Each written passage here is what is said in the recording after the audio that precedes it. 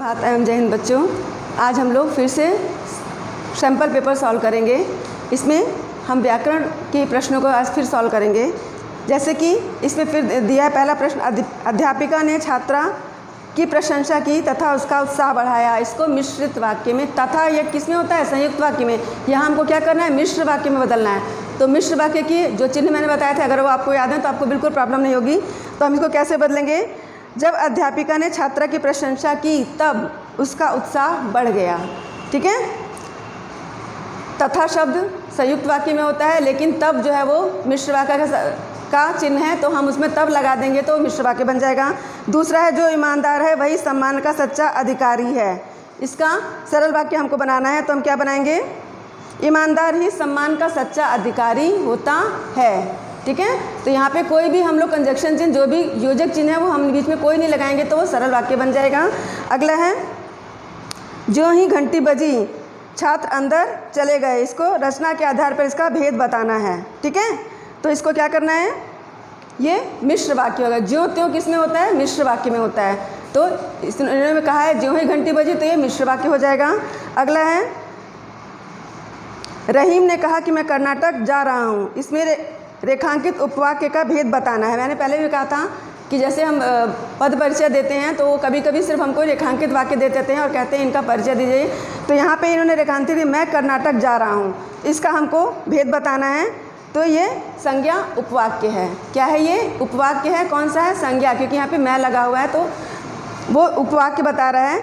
रहीम ने कहा, तो रहीम संज्ञा है, इसका उपवाक्य है कि मैं कर्नाटक जा रहा हूँ। अगला है, निम्नलिखित के निर्देशानुसार वाच्य परिवर्तन कीजिए। पहला है, हम रात भर कैसे जागेंगे। तो इसको भाववाचक बनाएंगे तो कैसे होगा कि हमसे रात भर जागा नहीं जाएगा। ठीक है। या हमसे रात भर कैसे जागा जाएगा, तो ये भाववाचक संज्ञा बन जाएगी, सॉरी वाक्य बन जाएगा। तानसेन को संगीत का सम्राट कहते हैं। इसको कर्तृवाची में बनाना है, तो क्या बनाएंगे? तानसेन संगीत सम्राट कहलाते हैं। अगला है, माँ ने अवनी को पढ़ाया। इसको कर्मवाची में बदलना है, तो क्या होगा?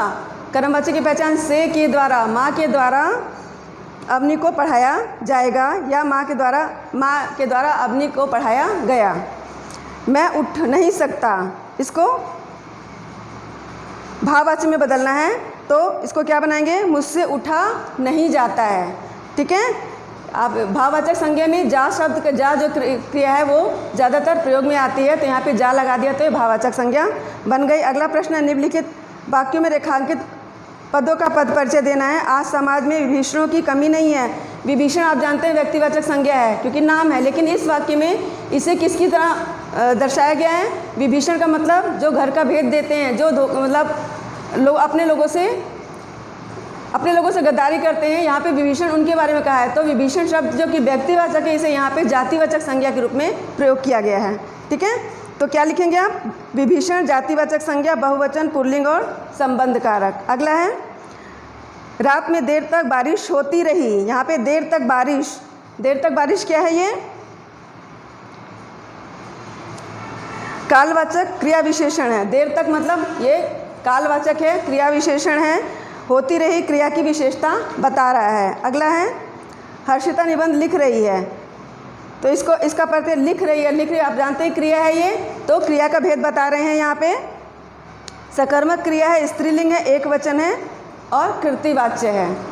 अगला है, इस पुस्तक में अनेक चित्र हैं। अनेक आप जानते हैं, अनेक चित्र की विशेषता बता रहा है ये, तो क्या होगा? अनेक। निश्चितवाचक संख्यावाचक विशेषण, पुल्लिंग, बहुवचन और चित्र की विशेषता बता रहा है। ठीक है। आज के लिए इतना ही।